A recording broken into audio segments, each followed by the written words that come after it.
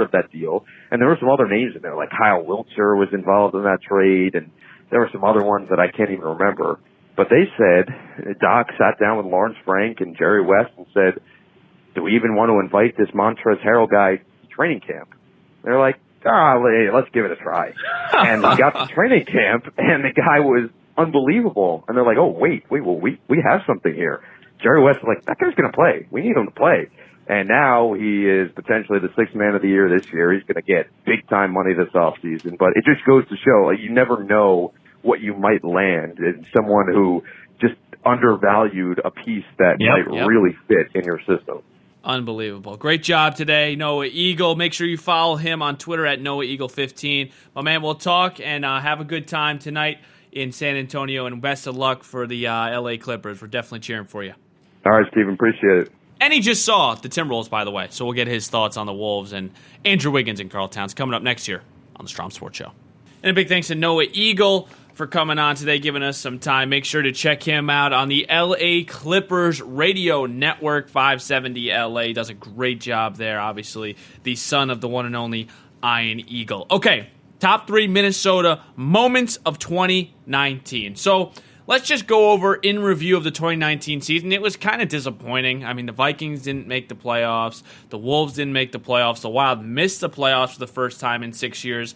Only one of the 4 teams from Minnesota made a playoff appearance.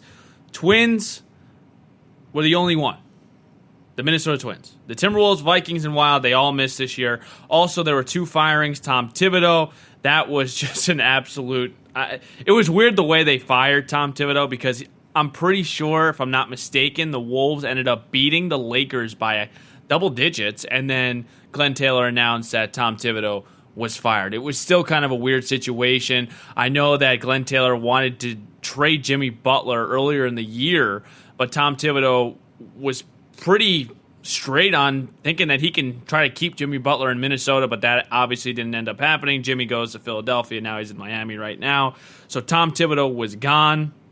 Paul Molitor was the AL Manager of the Year, if you don't remember, 3 years ago now. They went to the AL wildcard game against the Yankees, ended up losing that game, but Paul Molitor was fired. So there was 2 firings out of the 4 professional sports teams in 2019. Only 1 team made the playoffs. So sort of a down year, I would say. I mean, with the expectations with the Vikings, it was kind of like, man, you totally expected this team to at least get to the playoffs with Kirk Cousins, but the injuries, the offensive strategy, everything just did not come together last year, but a lot better this year. Wild obviously missed out, and Timberwolves, as always, miss out, other than that fluke year with Jimmy Butler. Okay, top 3 moments. Here we go. Number 3.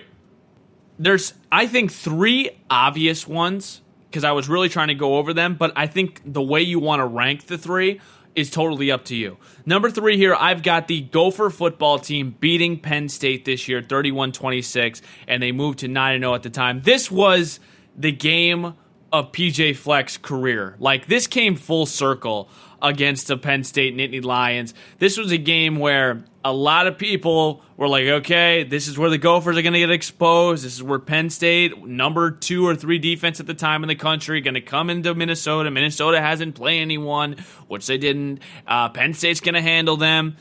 How about the Gophers? I mean, Tanner Morgan, 339 passing yards, 3 touchdowns. Tyler Johnson, 7 receptions, 203 yards. This was the first sellout at TCF Bank in 4 years, and the first win at home over a top 5 team since Michigan in 1977. Yes, you could honestly put this at 1 if you want to. I just think the next 2 are a little more important, and especially the way the Gopher football season ended, it just kind of ended really abruptly. Okay, there was this little narrow window of hope that the Gophers could get to the Rose Bowl, or even to be even crazier, maybe they beat Ohio State, they get to the college football playoff. Now, that was really dreaming, but it's kind of like a salty way to end the season. I mean, you lose to Iowa at Iowa, a game you could have won. Then you lose to Wisconsin by 25, 30 points at home, and that was just kind of derailing for the rest of the season, in my opinion, because you look at this year, it was one good win. I mean, I hate to break it to Gopher fans, and obviously I love them. You know, I watch every game, but let's be honest here. The Gophers had one good win in the regular season. and that was Penn State. They beat Rutgers. They beat Maryland. They beat Northwestern. They beat Georgia Southern. They beat North Dakota State. I mean, they did not beat any good teams at all. And they lost to 2 of the 3 that were good teams on their schedule. And that was Wisconsin and Iowa, and they beat Penn State. But this was still an unbelievable moment for this city, for this state, for the university. And I think it has set the bar now at the University of Minnesota athletic-wise. I think the success of P.J. Fleck has put a little bit more pressure on guys like Richard Pitino, Lindsey Whalen. I mean, I really think that this team's success this year is going to put Minnesota on the map. That's number one. And also, enough with the mediocrity. It's time to get going here. This was an unbelievable win. This was a signature win for P.J. Fleck in the program. And I hope that this is just a catapult that they can continue to rise in college football with recruiting, with scheduling, and with record-wise. And bowls, too, because now they get to go to an Outback Bowl, play an SEC team. So I think number 3 here is the Gopher football team beating Penn State 31-26 to move at 9-0. Okay, number 2. I've got the Gophers beating Louisville in the NCAA tournament last year. This was a phenomenal shooting performance from Gabe Cowsher at 24 points in this game. The Gophers were a 10 seed coming into the NCAA tournament. They're playing Richard Pitino's old dad's team, Louisville, who is number 7, and also a top 5 team right now in the country, which is pretty cool to see. Gophers handled them. Gophers won 86-76. Just listen to the stat line here. And this is when you just know it was a perfect game. And if you would have told me these were the numbers for the Gophers offensively for this game, I would have told you they would have won. Gabe Cowsher, 24 points on 5 threes. Amir Coffey, 18 points. Jordan Murphy, 18. Daniel Oturu, 13. And Dupree McBrayer, 13. I mean, they didn't have one guy off the bench that scored. Every point of those 86 came from the starters. How crazy is that? This was one of the more exciting Gopher basketball games I can ever remember. And once again, I'm only 21, so you got to keep that in mind. But I remember vividly, number 1, I actually stayed home from my class. I had a 12 o'clock class that it was on Thursday, I'm pretty sure. And when I got the schedule, I was hoping that it was a later game because I only had one class that day. And when I saw it was at 12 o'clock, I made the decision there are certain things that are more important than school.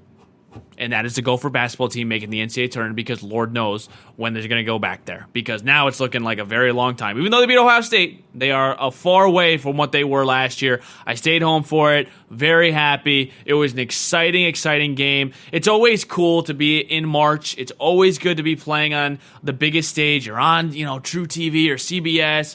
You've got Reggie Miller. You've got Kevin Harlan doing the game. It was just a really exciting, exciting moment. And once again, little did we know that Gopher basketball gets to the tournament and that 6-month period, how about PJ Fleck? So something's going on there. So I'm very happy with these 2 programs. So those are the 2 and 3. Number 1, and I think when you look at the season as a whole, yes, it was a success, and yes, it ended pretty abruptly in the postseason, but I've got to give the nod here to the Minnesota Twins, just based on the expectations coming into this year. They clinched the division for the first time in a long, long time. We're talking about 2010. Okay, but honestly, this was an unbelievable year for the Twins regular season-wise. 101 wins, 61 losses. They had 4 guys with over 30 home runs this year. They set the home run record. It was really a special regular season, and I'm going to continue to preface that. And I'm going to continue, and once again, all 3 of these teams, or 2 of the 3 teams, great regular seasons. Great regular season. But at least the Gopher basketball team, at least they won a tournament game. To get to the playoffs, and I'm not trying to be negative, but to get to the playoffs in the MLB postseason and get swept by the Yankees is not the ideal ending. But this was, to me, the number 1 moment in Minnesota sports in 2019.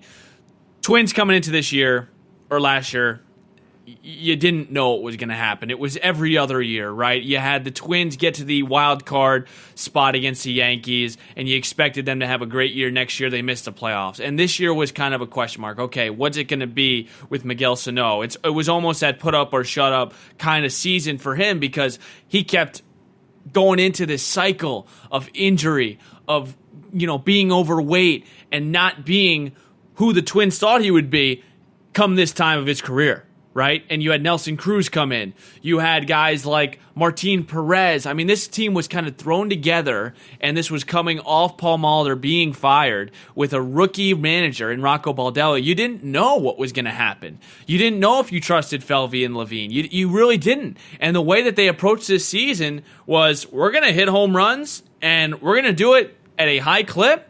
We're going to pitch our 3 guys in Barreros and Odorizzi and Pineda, and then our bottom 2, Perez and Gibson. We're just going to try to get as much as we can out of them, and we're going to see if we can go win this division. And that's what they did. They were better than Cleveland all year. I know that the AL Central was very bad, but you know what? You got to play the teams on your schedule. I remember they battled hard with the Yankees one series in the regular season. They battled hard with the Houston Astros as well. Do I think this team has the brightest future out of the 4? I really do. I do think that, and this is a huge year for them because they've got to get back to the playoffs. It's got to be consistent now. There's got to be stabilization in this franchise. It can't be make the playoffs, then don't make the playoffs. It's got to be consistent.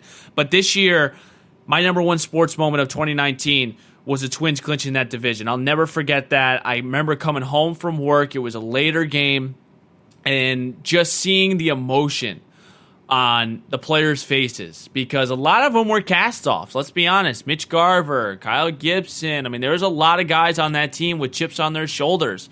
You had guys like Kepler and Polanco have career years. Rosario was a rock. And the team was very, very close, which makes it, I think, 100 times better. It's one thing to win 100 games straight off talent.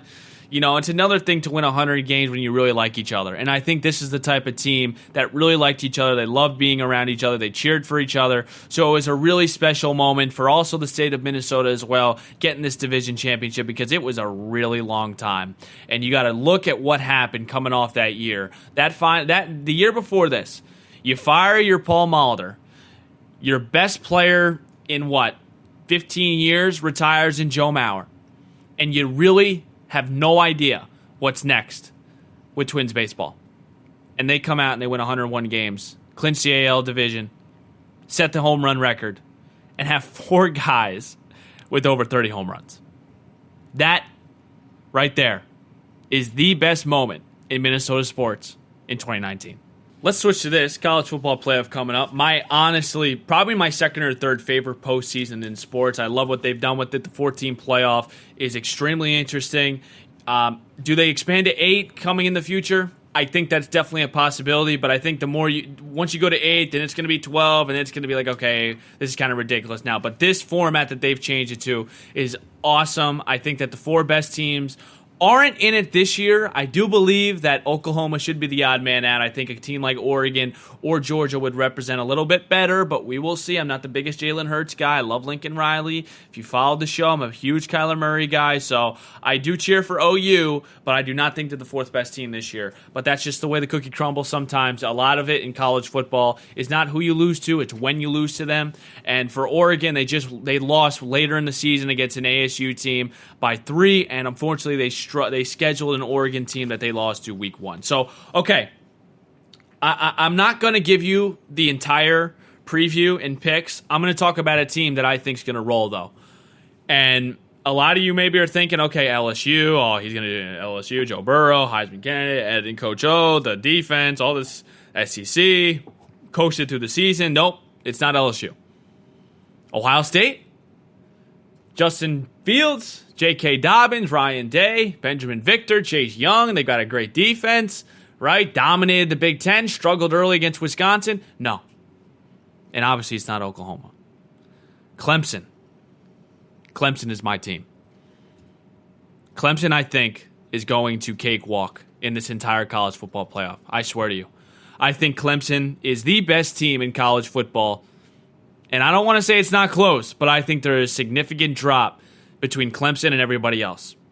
3rd in total offense, 1st in total defense, 4th in scoring defense, 3rd in turnovers gained. They give up 10 points per game and score 46 points per game, which is 4th in the country. Here's the thing I like about Clemson. Their experience. They haven't played a good schedule, which I think a lot of people look at and say, they haven't played anyone. They're going to get annihilated once they play a good team. Stop it. Stop it.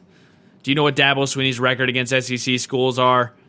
It's not Dabo Swinney and Clemson's fault that the ACC isn't near them. I think it's just that much of a significant drop-off. When Alabama dominates in the SEC, we say, oh my God, Alabama is so good.